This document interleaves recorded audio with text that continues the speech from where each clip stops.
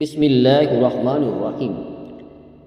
உங்கள் முன்னோர்களில் இருந்து சனிக்கிழமை அன்று மீன் பிடிக்கக்கூடாது என்ற வரம்பை மீறியவர்களைப் பற்றி நீங்கள் உறுதியாக அறிவீர்கள்.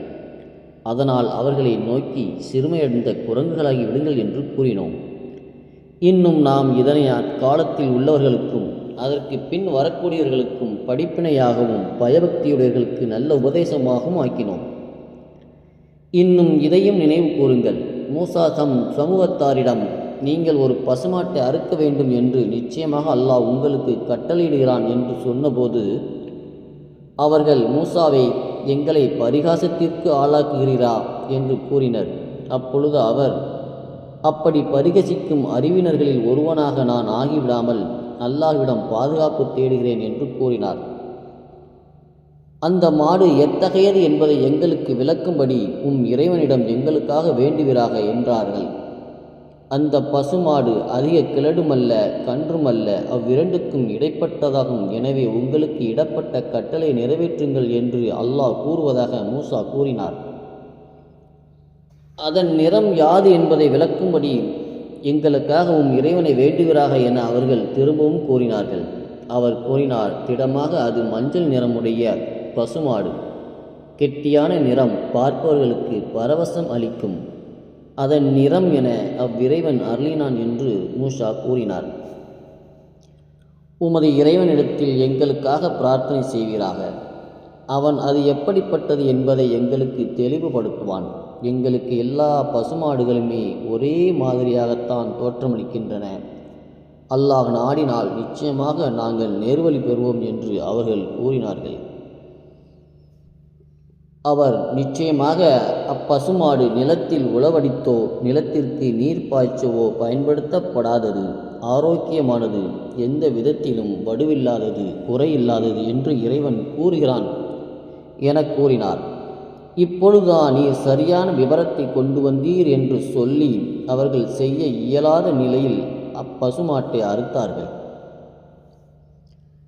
நீங்கள் ஒரு மனிதனை கொன்றீர்கள், பின் அது பற்றி ஒருவருக்கொருவர் குற்றம் சாட்டி தர்க்கித்து கொண்டிருந்தீர்கள். ஆனால் அல்லாஹ் நீங்கள் மறைத்ததை வெளியாக்குபவனாக இருந்தான் என்பதை நினைவு கூறுங்கள். அறுக்கப்பட்ட அப்பசுவின் ஒரு துண்டால் அக்கொலையுண்டவனின் சடலத்தில் அடியுங்கள் என்று நாம் சொன்னோம். இவ்வாறே அல்லாஹ் இறந்தவர்களை உயிர்ப்பிக்கிறான். நீங்கள் நல்ல அறிவு பெறும் பொருட்டு தன் அத்தாட்சிகளையும் அவன் இவ்வாறு உங்களுக்கு காட்டுகிறான். இதன் பின்னரும் உங்கள் இதயங்கள் இறுகிவிட்டன, அவை கற்பாறைகளைப் போல ஆயின, அல்லது அதை விடவும் அதிகமாக கடினமாயின. ஏனெனில் திடமாக கற்பாறைகள் சிலவற்றில் ஆறுகள் ஒளித்தோடுவதுண்டு. இன்னும் சில கற்பாறைகள் பிளவுபட்டு திடமாக அவனினின்று தண்ணீர் வெளிப்படக்கூடியதும் உண்டு. இன்னும் திடமாக அல்லாஹ்வின் மீதுள்ள அச்சத்தால் சில கற்பாறைகள் உருண்டு விழக்கூடியவையும் உண்டு. மேலும் அல்லாஹ் நீங்கள் செய்வது பற்றி கவனிக்காமல் இல்லை. முஸ்லிம்களே, யூதர்கள் உங்களுக்காக நம்பிக்கை கொள்வார்கள் என்று நீங்கள் ஆசிரிக்கின்றீர்களா? இவர்களில் ஒரு சாரார் இறைவாக்கை கேட்டு அதை விளங்கி கொண்ட பின்னர் தெரிந்து கொண்டே அதை மாற்றிவிட்டார்கள். மேலும் அவர்கள் ஈமான் கொண்டவர்களை சந்திக்கும் போது நாங்களும் ஈமான் கொண்டிருக்கிறோம் என்று சொல்கிறார்கள். ஆனால் அவர்களுள் சிலருடன் தனித்திடும்போது உங்கள் இறைவன் முன் உங்களுக்கு எதிராக அவர்கள் வாதாடுவதற்காக அல்லாஹ் உங்களுக்கு அறிவித்து தந்த தௌராத்தை அவர்களுக்கு எடுத்துச் சொல்கிறீர்களா? இதை நீங்கள் உணர மாட்டீர்களா என்று யூதர்கள் கூறுகின்றனர். அவர்கள் மறைத்து வைப்பதையும் அவர்கள் வெளிப்படுத்துவதையும் நிச்சயமாக அல்லாஹ் நன்கு அறிவான் என்பதை அவர்கள் அறிய மாட்டார்களா? மேலும் அவர்களில் எழுத்தறிவில்லாதோரும் இருக்கின்றனர். கட்டுக்கதைகளை அறிந்து வைத்திருக்கிறார்களே தவிர வேதத்தை அறிந்து வைத்திருக்கவில்லை. மேலும் அவர்கள் ஆதாரமற்ற கற்பனை செய்வோர்களாக அன்றி வேறில்லை. அற்ப கிரயத்தை பெறுவதற்காக தமது கரங்களாலே நூலை எழுதி வைத்து கொண்டு பின்னர் அது அல்லாஹ்விடமிருந்து வந்தது என்று கூறுகிறார்களே, அவர்களுக்கு கேடுதான்.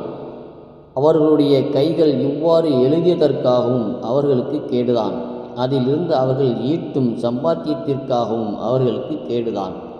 அத்தியாயம் 2 வசனம் 66 முதல் 79 வரை. அஸ்ஸலாமு அலைக்கும்.